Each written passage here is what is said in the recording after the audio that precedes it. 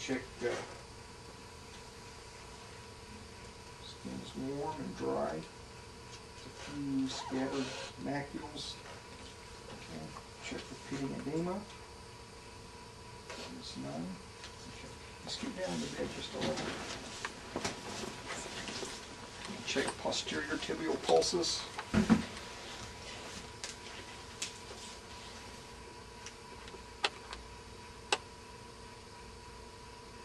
And they're equal in rate and rhythm bilaterally. Dorsalis pedis pulses.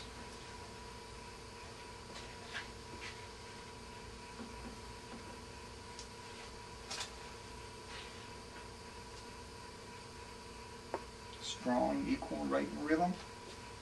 And we can't check our toenails because we have toenail polish on. So we're going to push on the tips of the toes. Check capillary refill.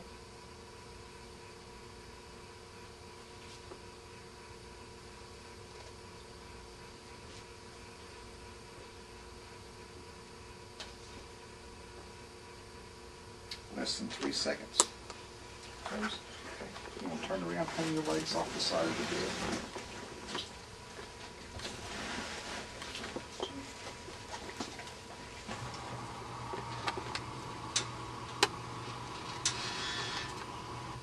Okay. Pull your hands like this as tight as you can. Close your eyes. Count backwards from 100 by sevens. 100. Loosen your legs. 93. I don't know what's after that. Loosen your legs. Think. 86. Thank you. Are we going by sevens? By sevens. No, I know you're good with numbers. I'll vouch for you. Okay. 79. Okay. Release. Make your legs limp. Doesn't mean do it like that. Okay. Just let it hang natural. Okay. There you go. Got a 1+. 1 plus. 1+ on both legs. So you have to state that it's 1 plus on 1+ both? means we got just slight movement. A normal movement would be 2. Exaggerated would be 3. If it just really kicked way out, it'd be 4. Go ahead and stand up. Face me. Okay. Put your leg behind you. In front. Your knee. Wiggle your ankle. Okay. Do the other one. Behind you.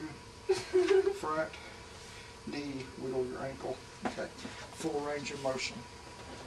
Can you do that with them laying down on the bed You can. and just lift their leg up and then take out, bend their knee? They can on sit the there chest?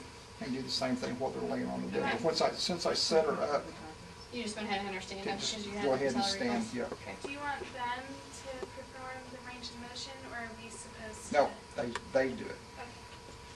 Okay. They need to be able to do it themselves Okay. because she's capable of doing it herself. Okay. Any questions? Yes, sir. Okay, if you're examining a guy and he's a monkey, I mean, just total hair everywhere. Mhm. I've had a lot of patients like this. I mean, just ungodly amounts of hair. Mm-hmm. Sorry. Not going there. Would you notate that? Unable to see? I mean, because I have seen them, I mean, just seriously, where they actually look like gorillas.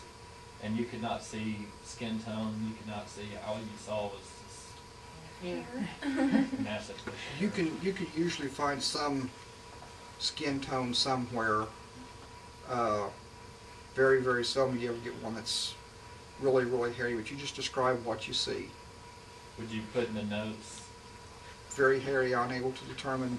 Because if there's scars or something like that, that should be a break in the hair. You should be able to see a scar or a tattoo or something like that. But usually on the back of the hands you can tell, because you need looking for some things. Or look in the eyes, the face, the eyelids. Are they jaundice? What does their skin look I was like? just talking about normally chest anatomy, because I've done a lot of EKGs, and I mean, there's no way you can actually see skin. without a razor. Don't you cut the hair off before you put the? Yeah, Yeah, but when you cut the hair off, you can tell what's underneath. so if I'm not doing an EKG, I don't have, Yeah. I just want to look at your skin, so I'm gonna shave you. You just do the best you can for what you can see. Okay? You can ask a lot of subjective data. Do you have any problems with your skin, itching, things like that? But we would notate with the client. Yeah. Don't fall.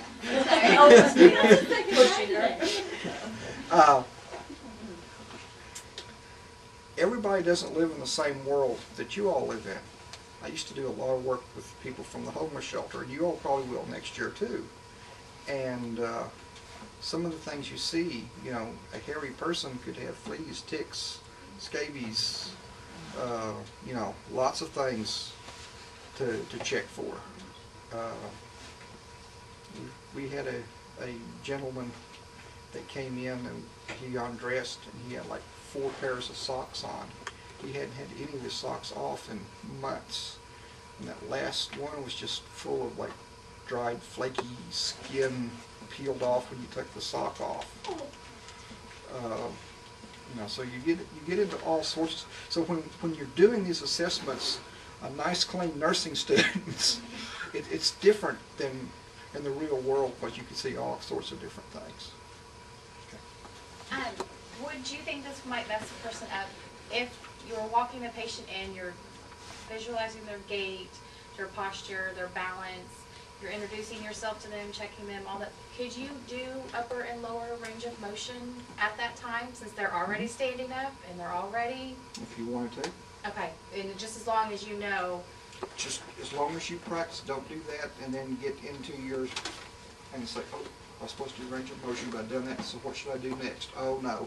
Okay. And you just go blank. So if you practice it a however certain you way- practice it and learn it, that would Okay, be fine. but there is nothing wrong with having them do all that while they're already standing and. Remember, any systematic way you want to do it, as long as it's systematic for you. Okay. And if any other instructor questions you that you did that out of order, say Jim said I could do it that way. Okay. Okay? We could do that same with like lymph nodes. When we're going to go on head and neck. You can start you can going go over do there and all then the, go back and go you can in do and- okay. you do not have to say I was telling you I'm moving. You do not have to do that. Okay, okay. You could be feeling of lymph nodes, and while you're feeling of lymph nodes, ask them about stiffness and soreness in her neck. Okay? And so you just go right down from the head to the neck and just keep going. Okay. You don't have to break it up and tell your instructor, I'm now doing the head, I'm now doing the neck. I just did that so you all could follow on your papers what I'm doing. For the purpose of this assessment only, and I know how we're supposed to do it in real life, but you just asked her name and then you checked an imaginary armband. Mm-hmm. Should we do that in front of, when we're being assessed? Yes. So check the imaginary armband. Okay, yes, because your paper says, identify client by name and ID band. She gave me her name, and then I turned her wrist over to look at the ID band. That's what you were doing. I was like, So even though we know here that there's no ID band there, that's what I was doing. Okay.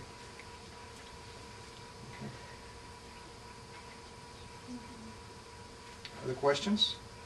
Do we need to do any of their reflexes, like the Babinski or Nope. anything like that? Just what we showed here, Okay. just what's on this paper, Okay. No Holman signs, No Holman? none of that? Nope. All right. just what I did. Okay. And I did it in just about, well, You did like 25 it's, minutes. huh? You did it in 25 minutes with all of our. 25 minutes asking questions and showing and explaining that I was going and all. And I only skipped the range of motion on the upper extremities. I haven't done this for months, so. But that was, so it can be done 25, 30 minutes pretty easy. You can see. So I've had people do this sound like an auctioneer.